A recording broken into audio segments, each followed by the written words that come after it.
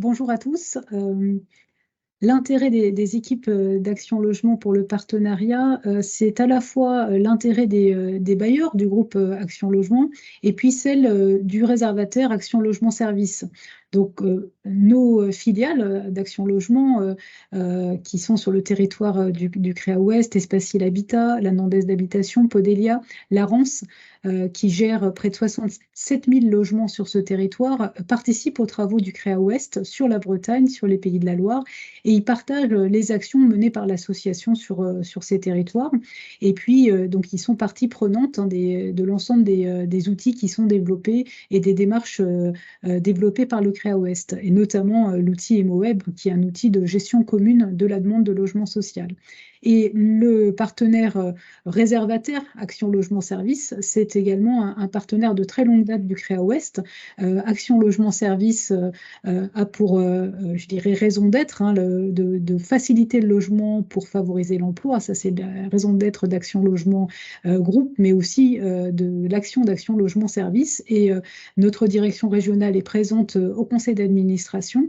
Et Action Logement Service siège aussi dans les collèges des structures associées du CREA Ouest, parce que c'est un lieu d'échange et qui permet aux différents réservataires, que ce soit les collectivités territoriales, que ce soit Action Logement Service, les bailleurs, mais aussi les services de l'État, d'avoir un lieu d'échange et de dialogue autour de cette question de la demande de logement social. Et puis ces sujets-là sont nombreux aujourd'hui, puisque notre but collectif, c'est de mieux loger les salariés, mais aussi plus globalement de mieux loger nos concitoyens. Et c'est vrai que d'avoir ces lieux d'échange, c'est très important pour nous, et c'est un intérêt évident pour le groupe Action Logement. Et je pense qu'on a réussi beaucoup de succès dans le cadre de ce partenariat.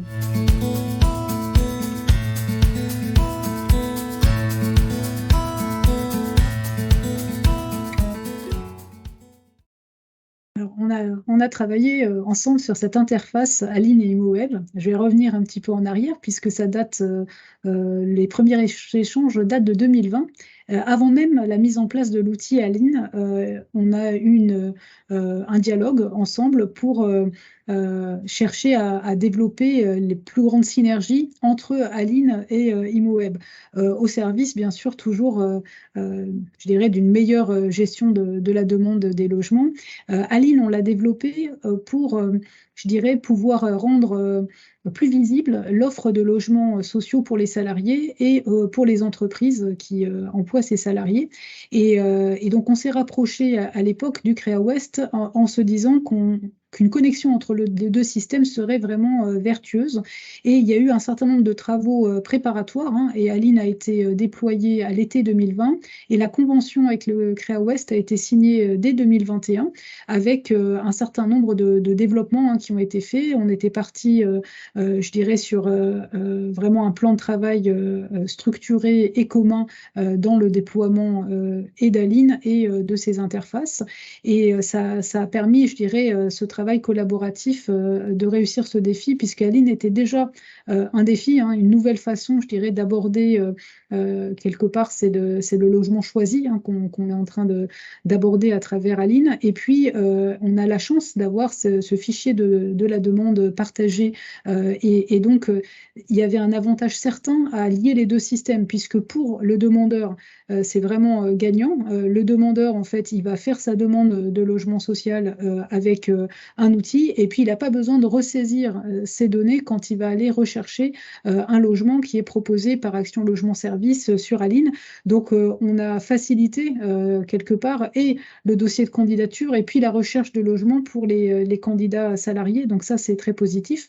Mais pour les bailleurs aussi, c'était positif, cette interface, parce que on a une cohérence. En fait, on a assuré avec cette interface une cohérence des données entre les logements qui sont je dirais réservés par ALS, et donc on évite je dirais, de ressaisir dans des systèmes différents. Donc on a une connexion plus rapide avec cette connexion entre les plateformes, ce qui permet aussi je dirais, d'être plus efficace dans la transmission des offres de logement, dans la transmission aussi des candidatures d'ALS aux bailleurs, de candidats qui sont salariés. Donc, c'est plus de rapidité, plus de qualité aussi dans l'instruction des dossiers, puisque tout ce temps, il est gagné pour pouvoir monter en qualité dans les dossiers qui sont transmis aux bailleurs.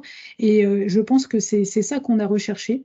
Et moi, j'ai peut-être un message à passer, c'est vraiment remercier les équipes du CREA Ouest et les équipes d'Action Logement Service qui ont travaillé à cette interface, parce que c'est vraiment cette mobilisation qui a permis de réussir. Et puis, le CREA Ouest, au-delà même de l'outil, en fait, a accompagné chacun des bailleurs sur justement cette nouvelle, voilà, sur notre nouvel outil Aline, sur comment on va travailler grâce à cette interface de façon à gagner en efficience. Et je pense qu'on a réussi ce pari-là.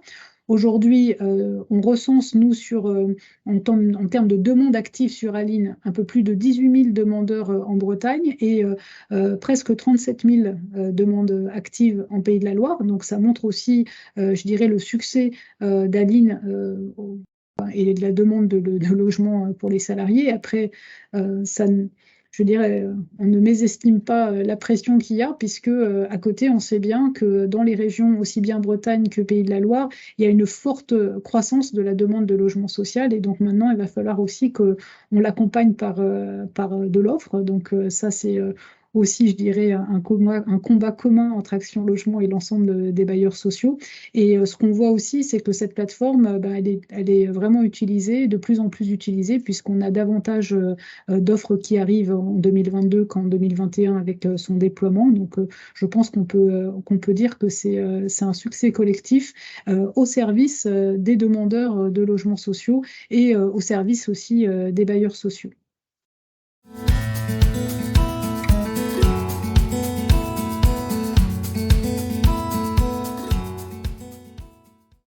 Alors, comment on imagine la complémentarité des outils? On va devoir s'adapter ensemble aux évolutions à venir de la demande de logement social.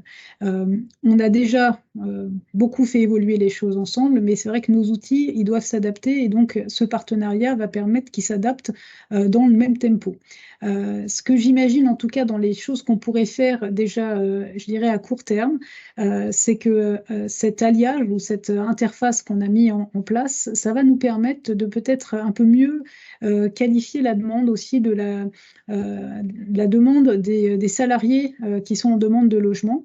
Je m'explique, c'est vrai qu'en croisant aussi bien les données d'ImoWeb de la demande de logement social et des demandeurs, mais aussi ce qu'on voit sur Aline, c'est-à-dire que quand un logement est proposé sur un territoire avec une certaine typologie, à partir du moment où on est dans une démarche de logement choisi, on voit le nombre de demandeurs qui ont pu se positionner. Ça peut nous donner un outil, en tout cas, d'observation qui est intéressant, qui est aussi complémentaire, puisque c'est une donnée de plus, en fait, qui arrive. C'est aujourd'hui, on sait dire, en théorie, à partir du nombre de demandeurs et de la composition des ménages, de leurs revenus et de leur zone de recherche, que pour tel logement, on devrait avoir 10 personnes ou 15 personnes ou peut-être 30 qui sont dans le fichier identifié. Mais le jour où il vient en ligne, finalement, combien vont se positionner?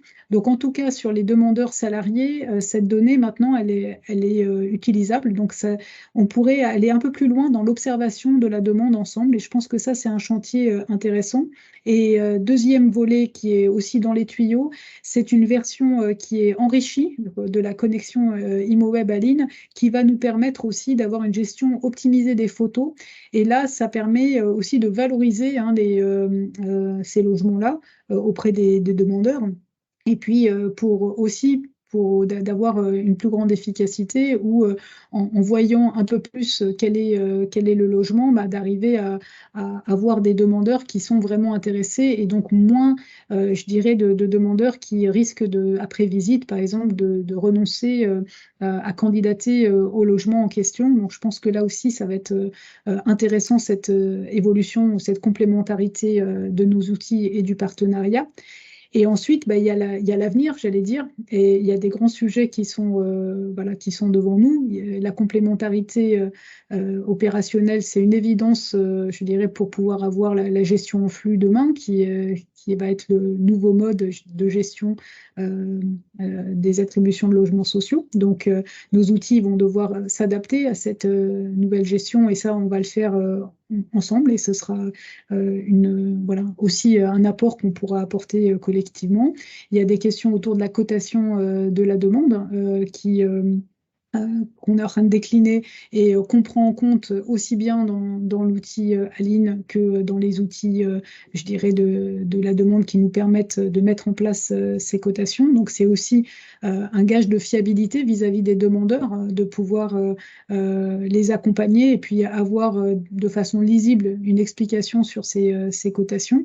Et donc, je pense que là, on a des chantiers encore devant nous, mais le plus important, ça reste ce dialogue en fait qui est en place entre Action Logement et l'ensemble des adhérents du CREA Ouest, avec cette animation qui est faite, parce que c'est cette co-construction en fait qui nous a permis de réussir cette interface et donc un meilleur service. Et donc, c'est aussi dans ce lieu d'échange et de dialogue qu'on peut, au-delà de l'application des textes, en fait, être aussi force de proposition quelque part sur des innovations pour répondre aux enjeux demain de l'habitat. On a des enjeux je dirais, d'équilibre aussi dans le peuplement de nos résidences sur lesquelles on pourrait travailler ensemble, parce que c'est très très compliqué ensuite de pouvoir se donner des critères communs là-dessus, mais les bailleurs savent bien que dans certaines résidences, on a des vrais enjeux de pouvoir avoir de la mixité sociale, et que c'est pas toujours évident avec la réglementation actuelle d'y faire face, et que ça se fait dans le cadre de dialogue entre les différents réservataires pour ce peuplement sur telle ou telle résidence, et puis d'arriver à les identifier, à partager ensemble des bonnes pratiques sur le sujet, et puis je dirais voilà, des façons de faire sur ce sujet-là aussi. Donc voilà, gestion en flux, cotation, mais aussi je dirais cohésion sociale et mixité sociale, qui sont des valeurs qui nous sont chères. Et c'est important pour nous aussi que les salariés soient logés dans des bonnes conditions. Ça apporte d'avoir des salariés dans le parc social. C'est indispensable pour préserver l'emploi sur des territoires comme la Bretagne et les Pays de la Loire. C'est vraiment très important d'avoir d'avoir des salariés, des réservations pour les salariés, puisque les entreprises ont de plus en plus de mal à recruter aujourd'hui sur certains bassins d'emploi de ces régions, qui sont des régions très dynamiques, créatrices d'emplois, mais aussi avec des taux de chômage qui sont très bas. Et donc, le logement est très vite un frein en fait à la mobilité, et donc à accéder à un nouvel emploi. Donc, on a besoin des bailleurs sociaux, on a besoin du parc social, et à l'inverse, enfin, pas à l'inverse d'ailleurs, et en même temps, les bailleurs sociaux ont besoin aussi de mixité dans leur résidence sociale, et donc d'avoir des salariés, ça apporte cette mixité. Donc, on est vraiment encore là dans quelque chose qui est très positif, et donc j'espère que dans les prochaines années, on va continuer ce partenariat sur les bases qu'on a posées ensemble dès 2021, et qu'elles vont se poursuivre encore pendant de nombreuses années.